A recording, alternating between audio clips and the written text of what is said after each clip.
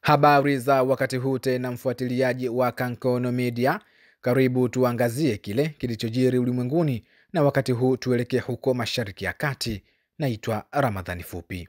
Balozi wa Israel katika Umoja wa Mataifa Dani Danon amesema kwamba kamwe Israel haitositisha vita katika ukanda wa Gaza licha ya uwepo wa vitisho kutoka mataifa mbalimbali kama vile Ufaransa, Uingereza na Kanada, ambayo yametishia kuiwekea vikwazo Israel endapo itaendelea na vita katika ukanda wa Gaza. Balozi huyu Dan Danon ameyasema hayo wakati wa hotuba yake aliyoitoa wakati wa mkutano wa Baraza la Umoja wa Mataifa, ambapo amepinga na kukataa wito wa kimataifa wa kusitisha vita katika ukanda wa Gaza. Itakumbukwa siku chache zilizopita Uingereza, Ufaransa na Kanada zilisema kwamba zitazingatia vikwazo dhidi ya Israel endapo taifa hilo litaendeleza operesheni zake za kijeshi huko katika ukanda wa Gaza. Akijibu kauli hiyo ya pamoja ya Ufaransa, Uingereza na Kanada, Balozi Dan Danon amesema kwamba kamwe Israel haitosimamisha vita dhidi ya Hamas katika ukanda wa Gaza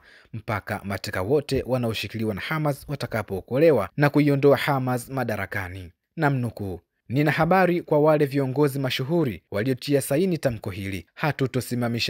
Hatutosimamisha vita na kuacha nyuma mateka 58. Hatutosimamisha vita na kuacha Hamas madarakani. Hiyo ni dhamana. Lazima tuhakikishe kwamba mateka wote wanarudi nyumbani," alisema balozi wa Israel katika Umoja wa Mataifa Dan Danon.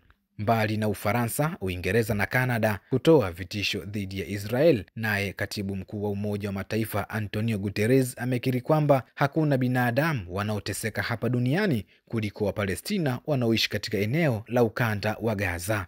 Aidha, Guterres amesema kwamba kuendelea kwa operesheni za kijeshi na vizuizi vya muda mrefu itasababisha vifo na maradhi yasiyokwisha katika ukanda wa Gaza, huku akilaani mateso yanayowakabili wakazi wa eneo hilo la ukanda wa Gaza. Namnukuu, "Watoto wa Gaza wanateseka huku mzozo wa utapiamlo ukizidi kuwa mbaya zaidi wiki baada ya wiki, huku Israel ikiweka kizuizi cha chakula," alisema Antonio Guterres, katibu mkuu wa Umoja wa Mataifa.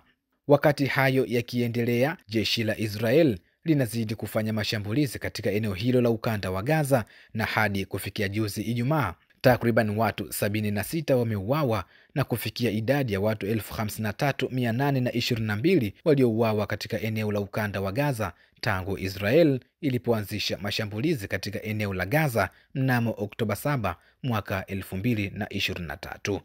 Mfuatiliaji wa Kankono Media, hayo ni machache yaliyojiri wakati huu.